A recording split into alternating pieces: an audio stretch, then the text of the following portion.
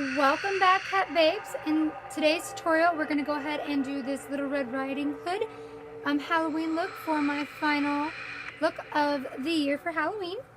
I'm so excited. It turned out so good. If you'd like to see how to achieve these scars/claws, just keep watching. Welcome back, Cat Babes, and happy Halloween. So we're going to go ahead and do a Little Red Riding Hood look today. In this first step, you're going to go ahead and take surgical medical tape and tape your eyelid down. And then going in with a cotton ball, go ahead and stick that in your eye socket and then tape that down as well.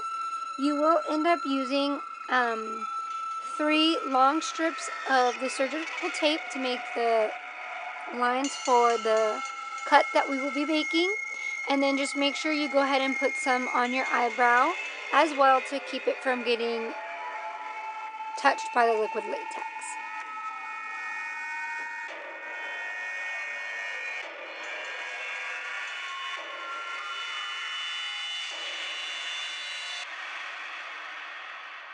Once you have that last piece of tape put on your eyebrow, go ahead and go in with liquid latex to keep it laid down, and make sure you put quite a good amount of liquid latex on there because you want it to hold and stay steady on your face. And you can go in circular motions or however you want. Just make sure that you're putting a generous amount in around the edges of the tape.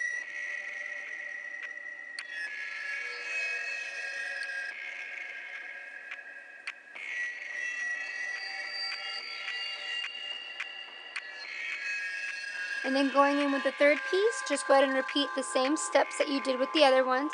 Apply liquid latex and make sure you get it on the edges as well.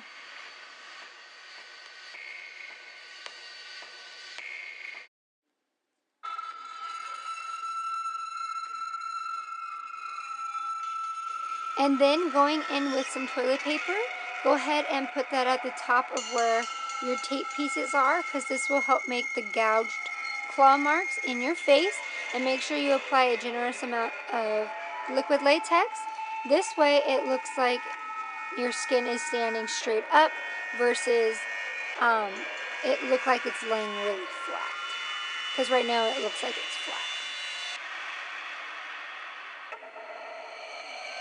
And then I believe you just want to add 3 to 4 on your face, and then we'll move on to the neck as well.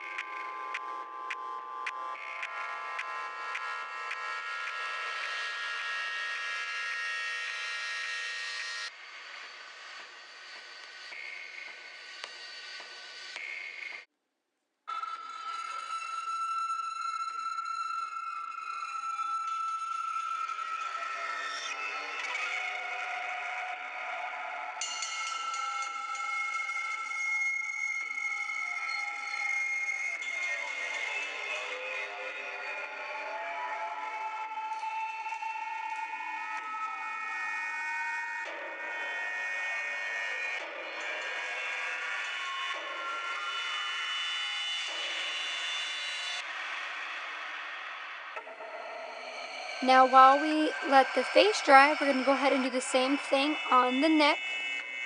Go ahead and add 3 strips of tape and then a cotton ball. This way it makes a little piece that looks like it's risen from being clawed. you want to give it an illusion, so you just want to add the cotton ball. And then go ahead and go over it with liquid latex as well.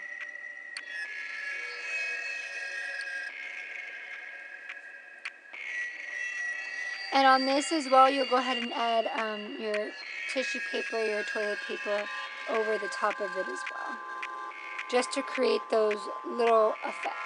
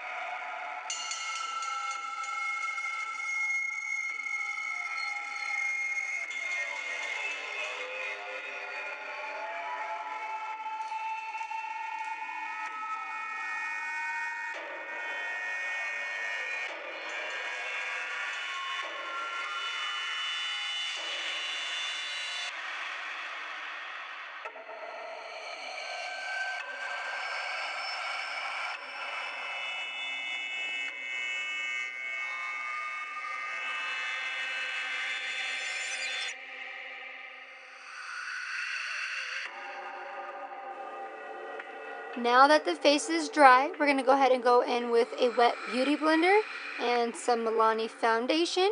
And we're just going to go ahead and cover that up with foundation to make it look like it's our skin tone.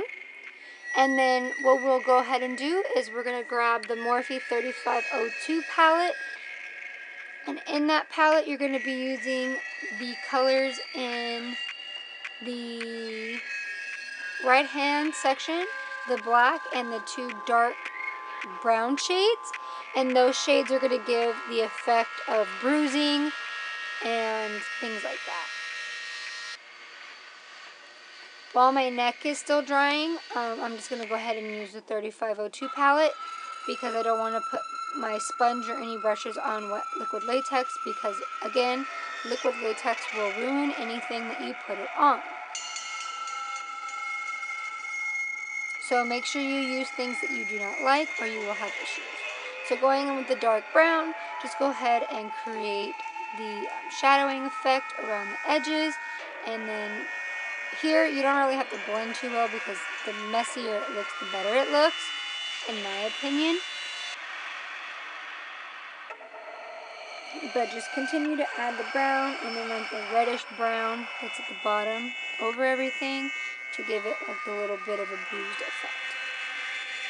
And then going in with the foundation again, I'm going to go ahead and do my neck. This way I can go ahead and start applying the eyeshadows to my neck.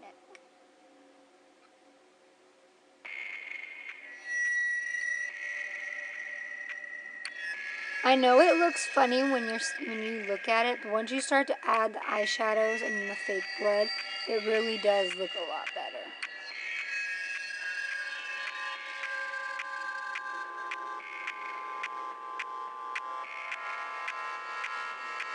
And no, I am not a professional at this.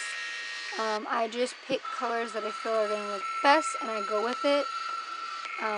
As you'll see, I go in with the black, and I accidentally put too much in one spot, and I didn't like it, and I kept trying to blend, and it wasn't budging. So I went over it with another brush. That didn't work, so I went over it with a beauty blender to lighten it up. If you don't like it, that's okay. You can always change the effects of the colors. It's not hard, but just make it work for you, I guess. I like just blending colors. I don't care if it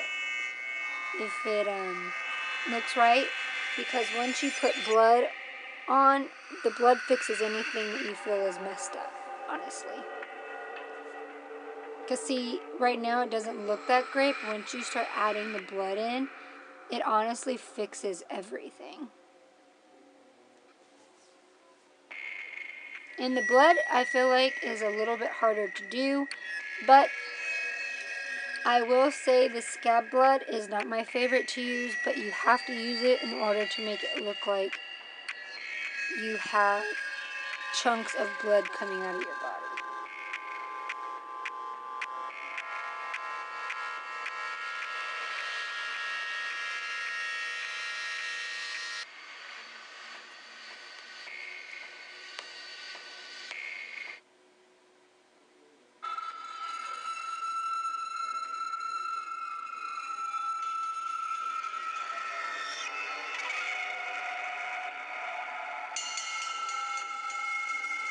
Now going in with the scab blood, it's really hard to work with because it's so chunky. You will have to find a good way to use it for yourself. I haven't figured it out yet, but I just go with it. Even if it aggravates me, because it does that quite a bit. Because I've gotten it to where I love the look, and then I go and put more of it on, and it rips. And I can't stand it. You see how it rips right there? It tears things up, and it aggravates me to no end. But you need the scabbed blood to make it look real. But again, I still think that my look came out just the way I wanted, and I enjoyed doing this video for you guys. Just keep adding the fake blood and things like that, guys, and the look will come together.